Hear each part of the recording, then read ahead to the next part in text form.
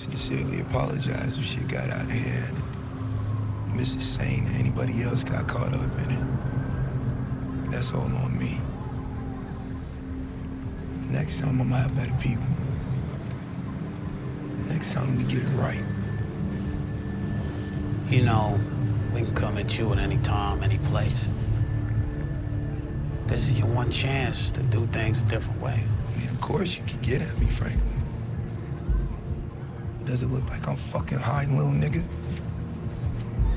What's going on, y'all? It's your boy Davion Seen It. I'm back with another video for Snowfall Season 5, Episode 6, The Iliad. Now, if you're new, hit that like button, hit that subscribe button. Let's get right into it. Yo, they didn't waste no time with the whole Tiger synopsis, okay? They ain't waste no time with the Tiger storyline. They got that over with, and Bob the Barker's twin got turned into lunch meat, straight up and down. Yo, straight up intense. So we get to Franklin and Gustavo. They make the grand epic escape, and then they run right into the Mexicans, the same ones that they got chased down by. Now, I told you in my prediction video that this was going to happen. Now, you got Franklin and Gustavo. They hemmed all up by the Mexicans. They being interrogated by them, want to know where the money is. And, you know, Gustavo and Franklin, they ain't folding. I mean, you can tell Franklin is looking at Gustavo like, I mean, I'm not finna tell, but is you finna tell?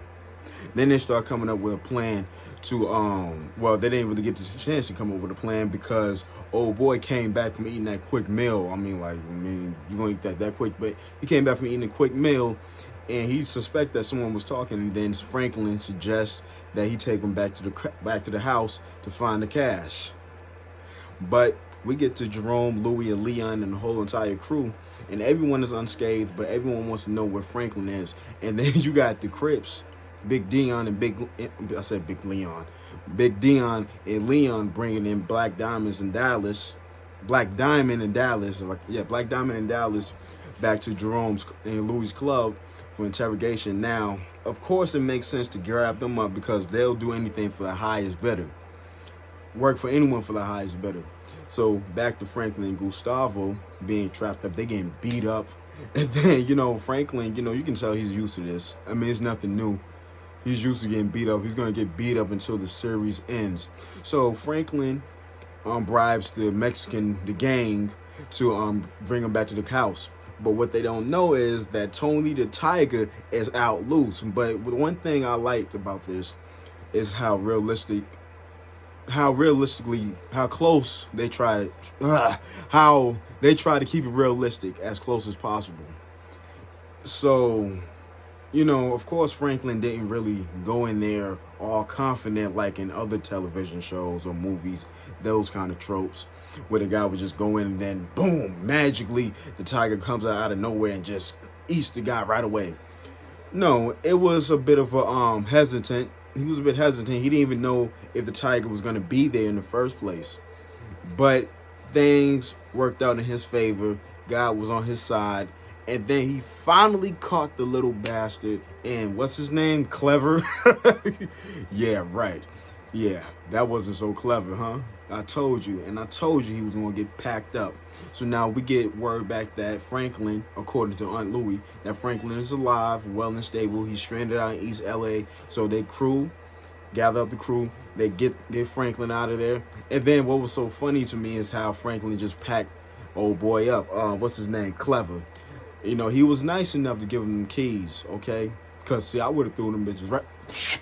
Now you really figure it out.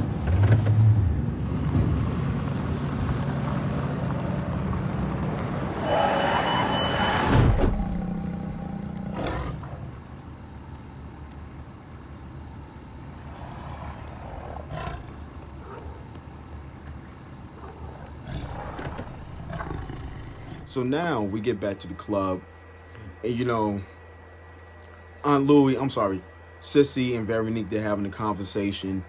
And, you know, she, starts diving into her past. And it comes to find out that she has some traumas. and nothing really major, but her traumas is just the life that she lived. Her mother was a con woman, so they went state to state all across the globe just doing cons, just pulling all kinds of licks. And she's liked the life, but it caught up, and so she doesn't like it. So now she's trying to escape them scars. And then later on, in another scene, her and Sissy are having a conversation. And basically Sissy's just laying it down like, yo, listen. Your baby almost lost its life. And whether it was the gangsters or the government to blame, it will happen again. That's this life. Your baby almost got killed.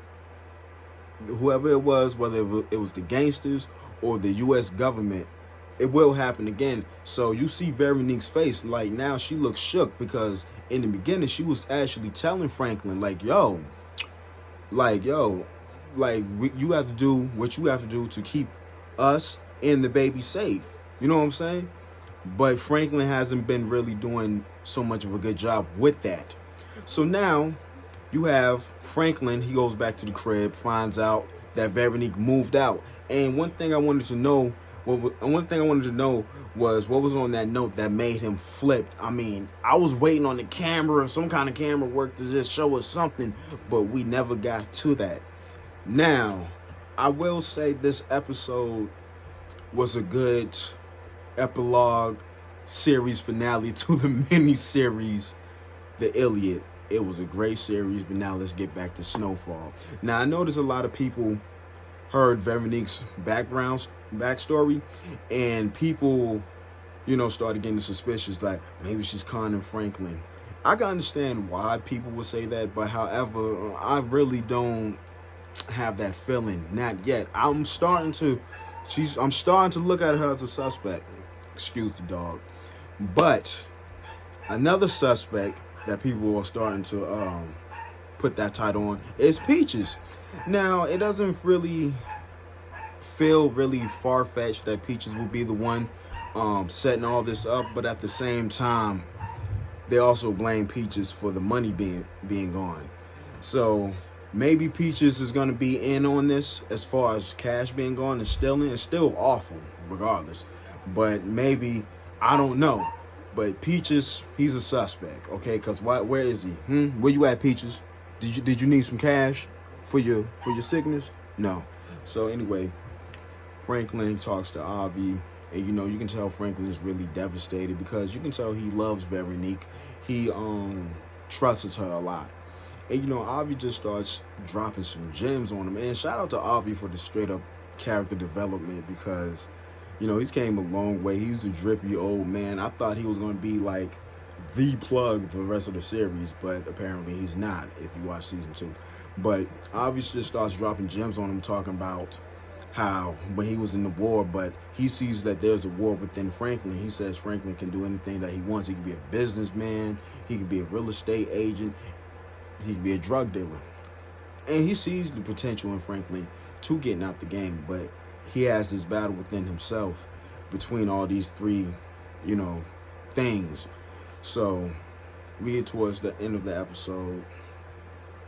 As we're getting towards the end of the episode, Jerome and Louie meet up with with two, I would assume maybe Crips, but things got ugly. And then I predicted that dude was gonna say something to snap Jerome off, and I knew that it was going to have something to do with the shootings. Because first of all, dude was coming off disrespectful in the first place. So he was already making his bet when he started talking crazy, talking about, anyway, we asked for the plug, Trey wants to know when to drop it.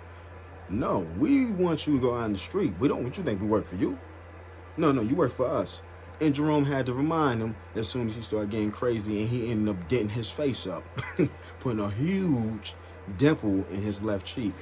Now we got Louie, had the strap out, said back up, back on up, yes, back up, and then pick up your boy after.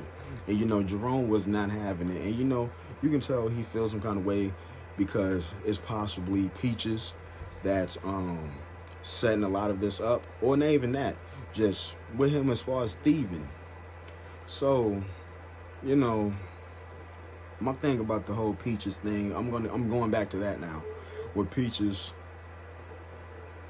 I don't have no reason to feel that way, but it's still not far-fetched.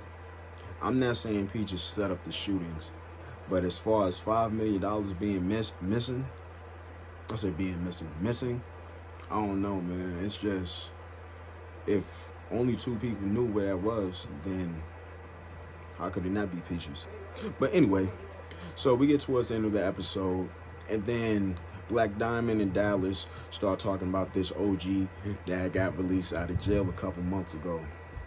And then they reveal his name. And then we see Franklin and Leon's face, and they know who that is. So they go to his they go over to the football field.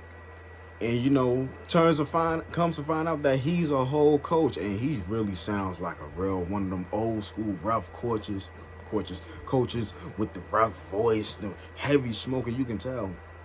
And yo, when they arrived, and Devon Dixon, shout out to him, just off that scene alone, yo, bro, I'm ready to see him tear shit up, yo. The way this man had me shook in that living room last night when he was talking his shit as the villains. That's it. Like, yo, what he just showed me, he basically showed me everything that Scully was supposed to be. And you can tell that he's really forward, and he's been little brothering them that whole scene. I mean, Franklin could say what he wanted with his threats, but yo, this is different. Like, Franklin really, he really needs to watch out. And you already know, because in season 2, when Franklin killed Kevin, there's been, a lot of question about when is that ever going to be addressed. It got addressed briefly in season 4 in episode 1. But however, it wasn't really fully addressed until now. And I always had a feeling that this was going to come up again. I just didn't expect it to be so late. But the writers did it in a way where it made sense. Because why was he in season 3? Well, he was locked up for a long time. And it makes sense. So he was the one that set it all up. And he's basically warning Franklin, telling Franklin, like, yo, I'm out to get you, bro. And when I'm pouring, the next time I pour over Kevin's grave, I'm going to be thinking about you. And the people that I send next time, they're going to be better. I'm going to hire better people. So at the end, Franklin is in, once again, some deep mess. So now Franklin's going to have to clean it up. Now, I speculated that with all these events happening, that Franklin, Louis, and Jerome were all going to come together. And it brought everyone together because they put all the differences to the side and they decided to become whole again for the time being. I've read some of the synopsis for the upcoming episodes, and I'm not going to say, but I will be doing my predictions. I will be dropping my prediction video. I'm going to try to keep my word. I will be dropping my prediction video either Friday or Saturday. So look out for those. But anyway, I thought this episode was a banger. They got right into it, man. Y'all complaining about that tiger scene, man. I mean, come on. It wasn't that. Y'all ain't lose too much blood. Stop complaining so much, all right? Just to add a little bit of spice to the show. Come on, chill out. But anyway, man, that's my quick review, my recap. Y'all be easy out there, man. Hit that like and subscribe. If I missed anything, drop the comments down below, and I'll catch y'all later. Y'all be easy.